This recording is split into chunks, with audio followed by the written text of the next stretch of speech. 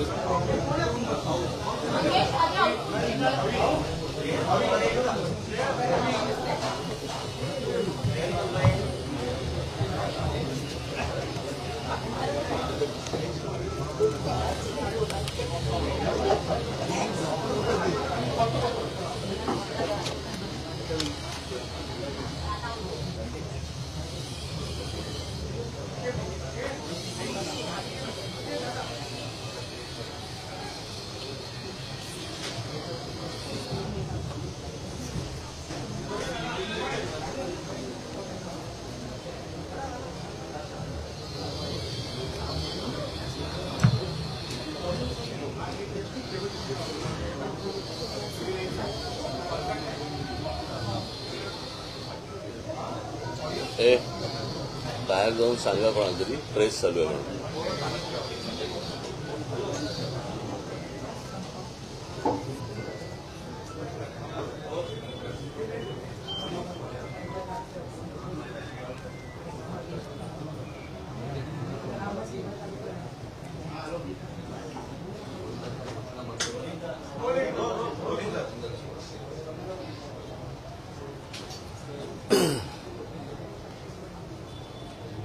बोलू? काल महाराष्ट्र सरकारने हिंदी सक्तीचे दोन्ही GR रद्द केले किंवा रद्द करायला त्यांना भाग पाडलं आणि त्यासाठी म्हणून मी तमाम महाराष्ट्रातल्या मराठी जनतेचं अभिनंदन करीन।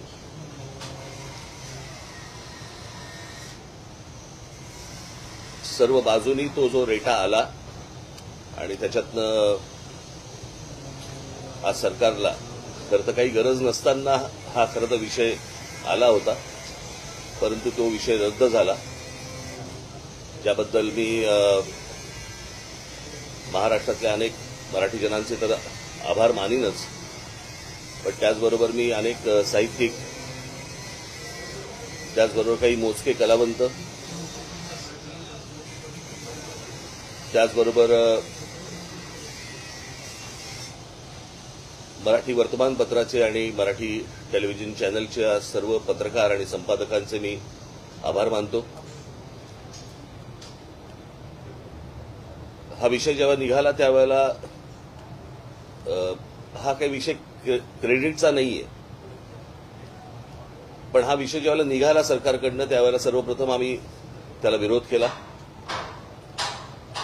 त्याचं पत्रही आम्ही तुम्हाला मागच्या वेळेला तिन्ही पत्र मी तुम्हाला वाचून दाखवली होती आणि ती पत्र ज्यावेळेला गेली आणि वातावरण जसं जसं तापायला लागलं, त्याचबरोबर महाराष्ट्रामधले इतरही सगळे राजकीय पक्ष त्याच्यामध्ये उद्धव ठाकरेंची शिवसेना असेल, राष्ट्रवादी काँग्रेस असेल, शरद पवार साहेबांची इतर राजकीय पक्ष जे महाराष्ट्रामधले आहेत, संघटना आहेत, यांनी देखील त्याला पाठिंबा दिला। आम्ही 5 तारीख मोर्चाची जाहीर केली होती, खरं तर 6 केली होती, मग ती 5 केली कारण 6 तारखेला आषाढी एकादशी असल्यामुळे। आणि हा जर मोर्चा निघाला असता तर मला असं वाटतं न भूतो असा मोर्चा हा निघाला असता। जे साधारणपणे 70-75 वर्षाचे जी लोक आहेत त्यांना कदाचित संयुक्त महाराष्ट्राचा काळ आठवला असता आणि तसंच त्याच प्रकारचं वातावरण एक महाराष्ट्रामध्ये निर्माण झालं आणि मराठी ताकद काय आहे हे देखील राज्यकर्त्यांना कळलं, मराठी माणूस एकवटला की काय होतं हेही देखील कळलं। त्याच्यामुळे परत असलेल्या भानगडीमध्ये सरकार जाणार नाही अशी मी आशा अपेक्षा बाळगतो।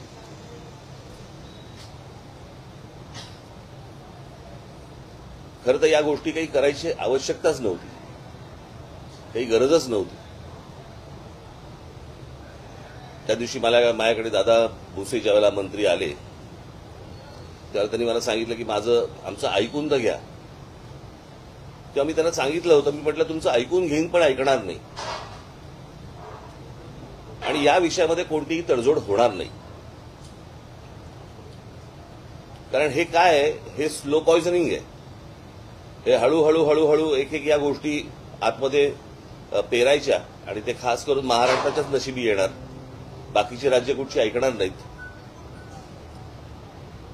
आणि हा प्रयत्न त्यांनी करून पाहिला, परंतु तो त्यांच्याच मला असं वाटतं अंगाशी आला आणि त्याच्यातनं तो सगळे GR मागे घेतले गेले. आता काहीतरी ते समिती नेमतायत, कोणाची ती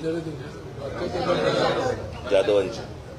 त्यांनी समिती नेमावी, त्याचा निर्णय आणावा न आणावा याच्याशी आम्हाला काही कर्तव्य नाहीये, परंतु परत ही गोष्ट होणार नाही एवढी सरकारने नक्की लक्षात ठेवावं. असल्या कोणत्याही गोष्टी आम्ही मान्य करणार नाही, या होणार नाहीत. आम्ही ज्यावेळेला शिक्षण घेतलं किंवा आतापर्यंत जे शिक्षण होतं त्याच्यामध्ये साधारणपणे 5वी नंतर 6वी पासून हिंदी आणि संस्कृत वगैरे असले प्रकार विषय वगैरे होते. परंतु मी त्या दिवशी म्हटल्याप्रमाणे मुळात हिंदी आणण्याचा का ह्यांचा प्रयत्न आहे मला अजूनपर्यंत कळलेला नाही, कारण ह्यांना हिंदी येते म्हणून नसेल. परंतु हिंदी ही काही राष्ट्रभाषा नाही जी तुम्ही इतर राज्यांवरती लादावी अशी. आणि ही हिंदी एका प्रांताची भाषा आहे. त्या प्रांताच्या भाषेचा मग आमची खरं तर बघायला गेलं तर ह्याच्यावरती अनेक लोकांनी बोलले होते की उत्तर भारतातले अनेक लोक हे महाराष्ट्रामध्ये नोकरीसाठी येतात. खरं तर त्या भागामध्ये मराठी शिकवली पाहिजे.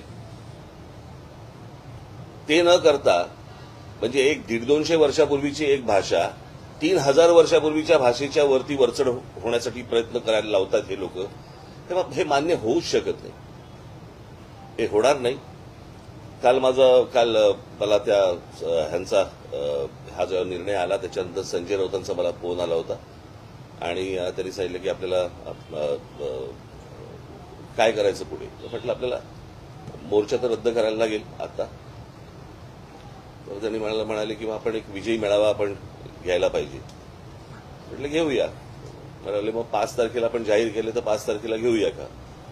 म्हटलं 5 तारखेला घेता येईल. म्हटलं आत्ता काही ठिकाण बिकाणं जाहीर करू नका. म्हटलं मी माझ्या लोकांशी पहिल्यांदा बोलीन, चर्चा करीन आणि चर्चा केल्यानंतर म्हटलं मग आपण एकत्र मिळून ठरवू आणि मग त्याच्यानंतर बघू आपण 5 तारखेला काय करायचं ते. तर त्याप्रमाणे 5 तारखेला तर अजून काही ठिकाण वगैरे ठरलेलं नाही. मी माझ्या सहकाऱ्यांशी बोलीन, मग त्यांच्याशी बोलणं होईल, माझे सहकारी त्यांच्याशी बोलतील आणि मग त्याच्यातनं 5 तारखेचा मेळावा होईल. तो मेळावा जरी झाला तरी त्याला काही पक्षीय त्याला लेबल लावण्यात काही अर्थ नाहीये. कारण हा खरा तर विजय हा मराठी माणसाचा विजय आहे आणि त्या दृष्टिकोनातूनच या मेळाव्याकडे पाहिलं पाहिजे आणि तुम्ही देखील बघितलं पाहिजे. अर्थातच मला आनंद आहे या गोष्टीचा की ज्या प्रकारे वर्तमानपत्र आणि टेलिव्हिजन चॅनल, तुम्ही पत्रकारांनी आणि अनेक संपादकांनी ज्या प्रकारे हा विषय लावून धरलात, मी खास करून तुमचं सर्वांचं मी अभिनंदन करीन. अशा बाबतीत सर्वजण जागृत असले पाहिजेत आणि कुठे कुठे काय काय गोष्टी घडतायत होत आहेत. मला असं वाटतं हे महाराष्ट्राला तुमच्या चॅनलच्या वतीने, वर्तमानपत्राच्या वतीने कुठे कुठे हे काय गोष्टी मुरतायत हे तुम्ही सांगितलं पाहिजे. ज्या वेळेला हा 5चा कुठे करणार आहोत त्याचा निर्णय होईल त्यावेळेला तुम्हाला सांगण्यात येईल. काल तुम्ही या सगळ्या विषयासंदर्भात जी भूमिका घेतली, मनसे कार्यकर्त्यांनी जे आंदोलन उभवले, त्यानंतर सरकारला नक्की कुठेतरी हा हिंदी सक्तीचा जो GR आहे तो रद्द करावा लागला. हे मागे बंद करायला सांगणार काय कामं चालू आहेत. या सगळ्या संदर्भात काल मुख्यमंत्री असतील, उपमुख्यमंत्री जेव्हा त्यांनी पत्रकार परिषद घेतली, जोपर्यंत रद्द केलेलं मात्र त्यांनी तुम्हाला एक प्रतिप्रश्न विचारणार की राज ठाकरेंनी उद्धव ठाकरेंचा पहिला हिंदी मार्केटच्या संदर्भातला प्रश्न विचारावा, कारण त्यांच्या कार्यकाळामध्ये तो अहवाल आला होता आणि त्यांच्या मुख्यमंत्री पदाच्या काळामध्ये तो नाही. बघा, मी तुम्हाला एक गोष्ट सांगतो. महाराष्ट्राच्या बाबतीत उद्या मराठी माणसाच्या विरोधात, मराठी भाषेच्या विरोधात उद्या कोणी जरी असेल तरी माझा त्याला विरोध असेल, कळलं का. आणि उद्या जर समजा उद्धव ठाकरेंच्या काळामध्ये मला आत्ता मी तेव्हा हा प्रश्न विचारला यांना, परंतु तो कुठचा उच्च शिक्षण, प्राथमिक शिक्षण आणि काय उच्च शिक्षण याच्यामधला तो शालेय काहीतरी असेल, तो त्याच्यानंतरचा तो विषय आहे असं माझ्या आता कानावरती आलं. मला अजून त्याच्या डिटेल्स मला मिळाले नाहीये. कोणतरी ठाण्याचा कोणतरी माणसाने त्याच्यावरती सही केली आहे त्या सगळ्या विषयावरती. परंतु माझी विनंती हीच राहील महाराष्ट्रातल्या प्रत्येक राजकीय नेत्याला की मराठी महाराष्ट्र या विषयावरती, मराठी भाषा या विषयावरती कोणतीही कोणाहीकडनं, आमच्याकडनं तर होणारच नाही, पण तडजोड होता कामा नये. यापुढे सर्वांनी मला असं वाटतं सतर्क राहणं आवश्यक आहे. सर्व बाजूनी महाराष्ट्राचे लचके तोडण्याचे प्रकार सुरू आहेत आणि हे कुठेतरी थांबवणं आवश्यक आहे. मराठी माणसांनी देखील आजूबाजूला काय गोष्टी घडतायत याच्यासाठी जागृत राहणं पण तितकंच गरजेचं आहे. आणि मला असं वाटतं 5 तारखेचा मेळावा ज्यावेळेला होईल त्यावेळेला 5 तारखेच्या मेळाव्यामध्ये मी बाकीच्या सगळ्या सविस्तर गोष्टी मी बोलीन. प्रश्न असा होता की काल काही ठिकाणी जिल्ह्याची होळी झाली, आंदोलन झालं, त्यावेळी दोन्ही पक्षाचे कार्यकर्ते त्यामध्ये सहभागी झालेलं चित्र पाहायला मिळालं. तिथल्या हिंदी सक्तीचा जी रद्द झाला तर त्यावरून चर्चा सुरू होती की दोन्ही ठाकरे बंधू एकत्र येऊ नये, त्या अनुषंगे ताकद नावाने उभी राहू नये किंवा दिसू नये म्हणून हा सरकारने ताकदीचा निर्णय घेतला. प्रश्न असा आहे ना, मी परत तुम्हाला तेच सांगतो ना, तुम्ही त्या मोर्चालाही पक्षीय लेबल लावू नका आणि उद्या विजयी मेळावा झाला तरी त्याला पक्षीय लेबल लावू नका. कसं आहे, युत्या, आघाड्या, या सगळ्या गोष्टी, निवडणुका, या सगळ्या गोष्टी येत जातील, जात जातील, सगळ्या गोष्टी होत राहतील. मराठी भाषा संपली, परत नाही येणार. कळलं का? कारण भाषा ही संस्कृती टिकवत असते. उद्या तीच जर मुळाशी गेली ना तर या युत्या आघाड्यांना काय अर्थ आहे?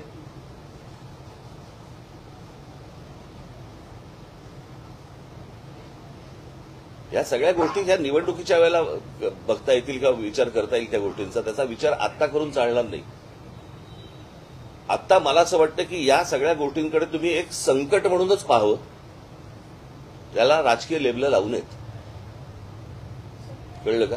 आणि उद्या त्या प्रकारचा काय मेळावा काय घ्यायचा असेल तर कसं होतंय, काय होतंय हे मी आपल्याला कळवेन.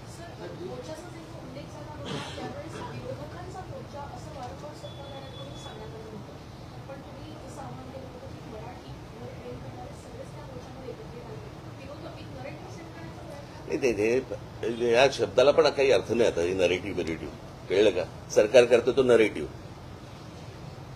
मी पहिल्यांदा जाहीर केलं होतं ना ही गोष्ट की त्याचा पक्षाशी कुठचा संबंध लावू नका. कोणताही झेंडा नसेल, मराठी हा अजेंडा असेल, हे मी सांगितलं होतं ना माझ्या इंटरव्ह्यूमध्ये, त्या पत्रकार परिषदेमध्ये. त्याच्यात काय आता नरेटिव्ह आम्ही सेट करायचा का त्यांनी? राज्य सरकारमधल्या देखील अनेक मंत्री, आमदारांनी देखील या गोष्टीला विरोध केला. मला असं वाटतं अजित पवारांनी देखील या गोष्टीला विरोध केला. ही गोष्ट आपण लक्षात घेतली पाहिजे ना.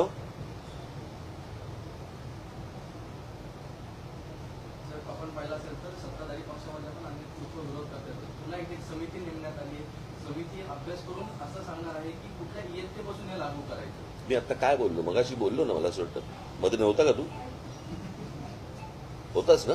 मग मला पण एक प्रश्न विचारायचा असं. सर, या समितीचे जे डॉक्टर नरेंद्र जाधव आहेत त्यांच्या संदर्भात मराठी अभ्यासकांनी प्रश्न उपस्थित केलाय की ते मी आता जी तुम्हाला भूमिका जी मांडलेली आहे याच्या अगोदर 1ली ते 5वी हिंदी चालणार नाही.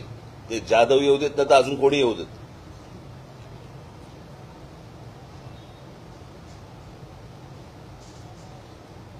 कळलं का?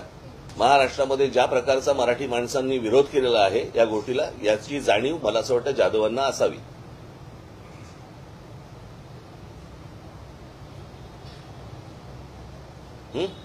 महाराष्ट्रामध्ये खूप प्रश्न तुंबलेले आहेत. भाषेवरती उगाच विषय आणू नका.